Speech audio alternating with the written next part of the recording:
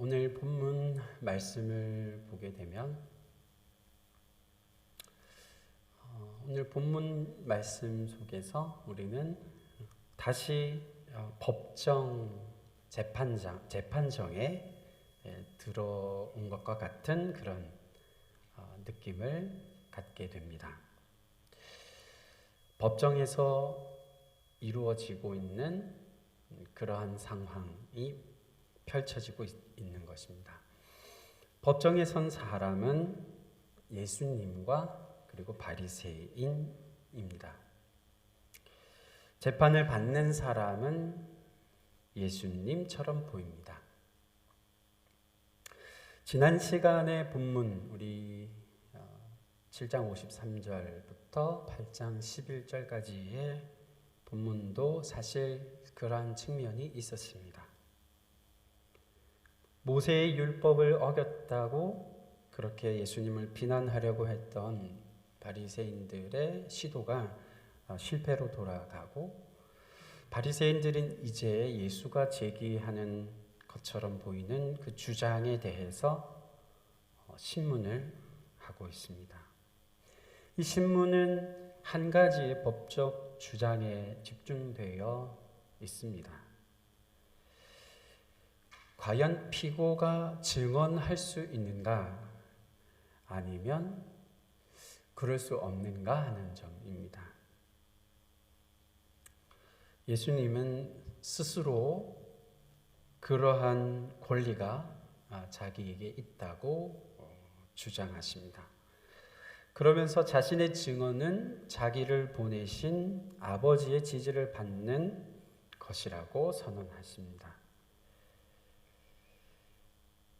하나님이 보내시지 않았다면 누구도 예수님이 하시는 일들을 할 수 없다고 했었던 3장에서의 니고데모의 말처럼, 예수님의 주장에는 예수님 자신이 하는 일이 아버지의 지지를 받고 있는 것이라는 그런 언급들을 전제하고 있습니다.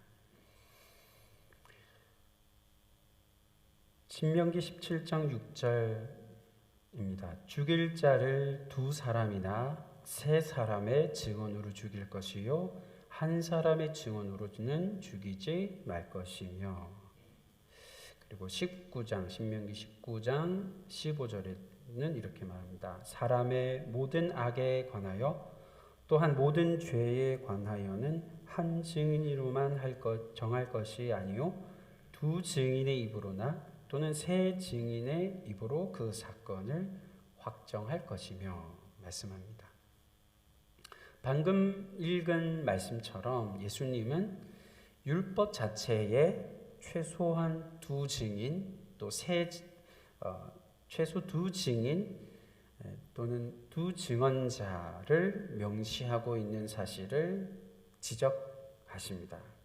그러면서 자신이 그 첫 번째 증인, 첫 번째 증언자이고 자신을 보내신 아버지는 2번째 증인, 2번째 증언자라고 말씀하십니다.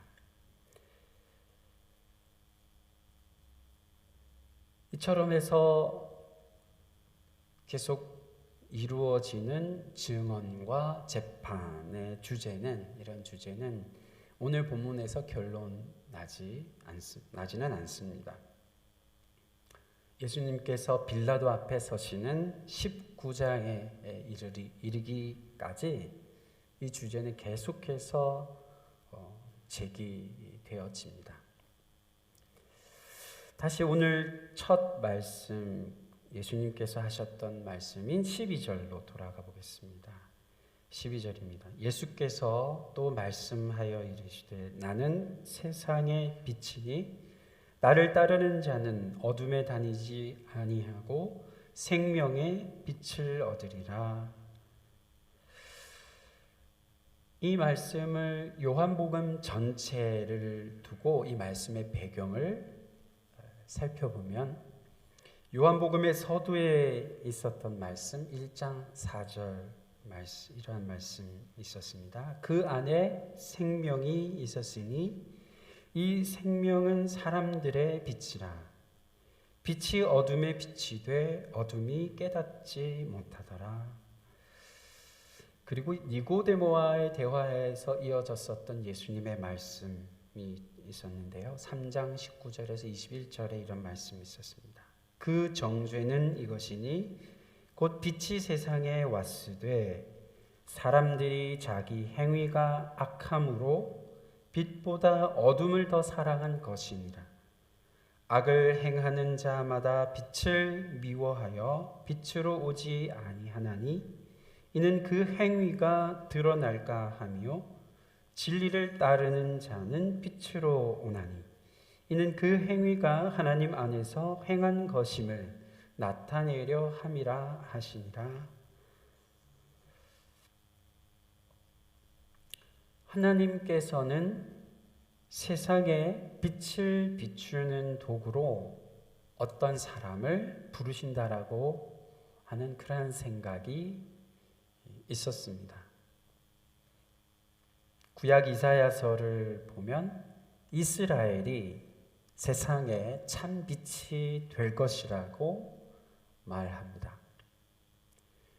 그러나 궁극적으로 보면 세상에 하나님의 진리와 정의를 가져다 주도록 기름 부음을 받은 사람, 그리고 이사야서의 절정에서 잔혹한 죽음으로 그 목적을 이루는 사람이 등장하게 될 거라고 이사야는 말했습니다. 그 사람은 바로 여호와의 종입니다.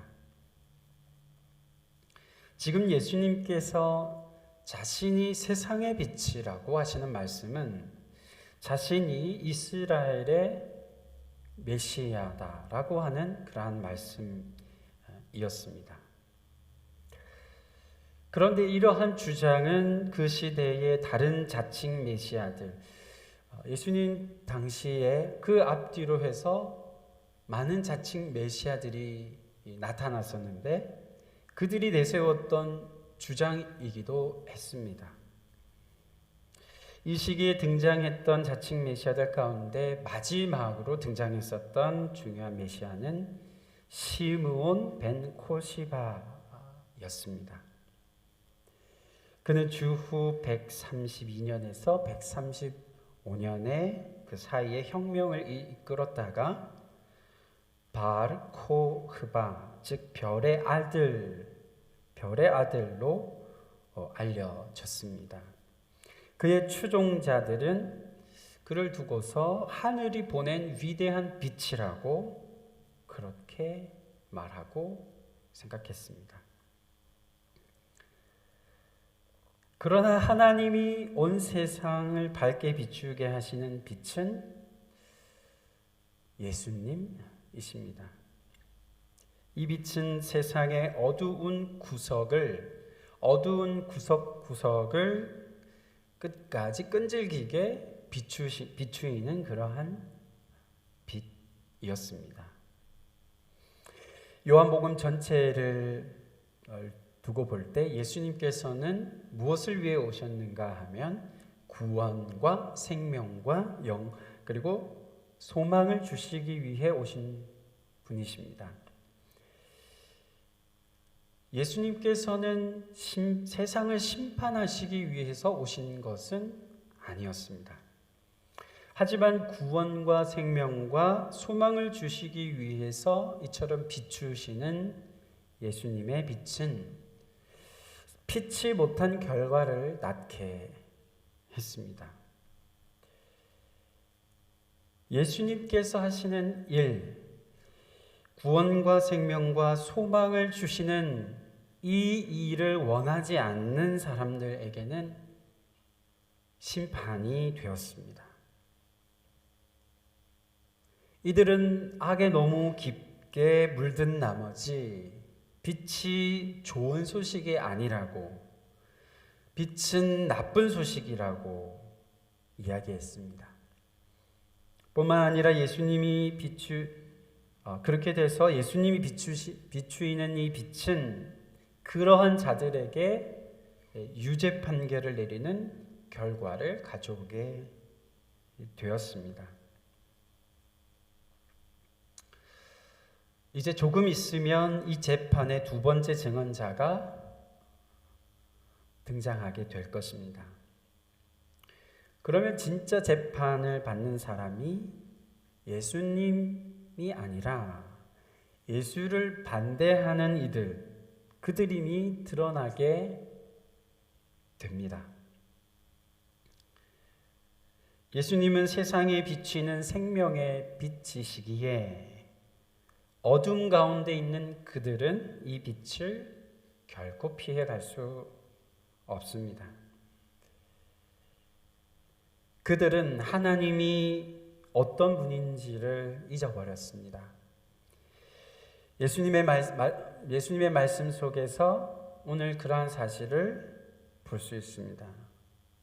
예수님 앞에 선 그들의 행동과 그리고 그들의 태도 그리고 그들이 바라고 원했던 그 열망은 예수님이 아버지라고 부르신 그분을 하나님 아버지를 그들이 잊었음을 반증해 주고 있는 것을 오늘 말씀 속에서 우리는 보게 됩니다.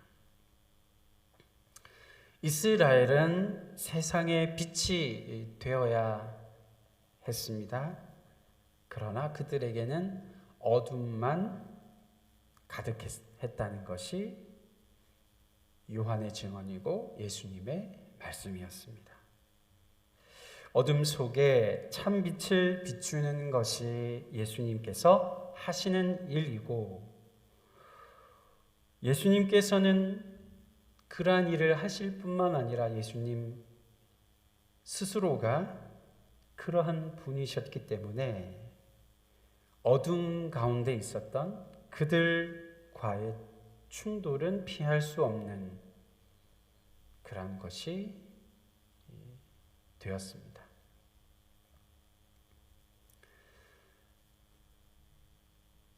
예수님의 사역이 이처럼 조금씩 점점 더 그들과의 그러한 충돌로 들어서고 있는 것을 오늘 말씀 속에서 우리는 보게 됩니다. 기도하시겠습니다.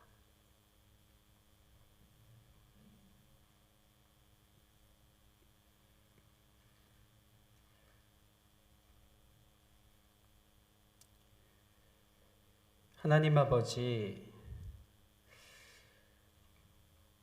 세상의 생명과 구원과 참된 소망을 가져오시기 위해서 예수님께서 이 땅에 오셔서 어두운 가운데 있었던 사람들에게 빛을 비추이셨지만 그 빛은 어둠 가운데 있었던 이들의 반발을 일으키고 그리고 예수님을 죽이려고까지 하는 그러한 결과를 예수님께서 맞이하시게 되었음을 주님 오늘 말씀을 통해 다시 보게 됩니다.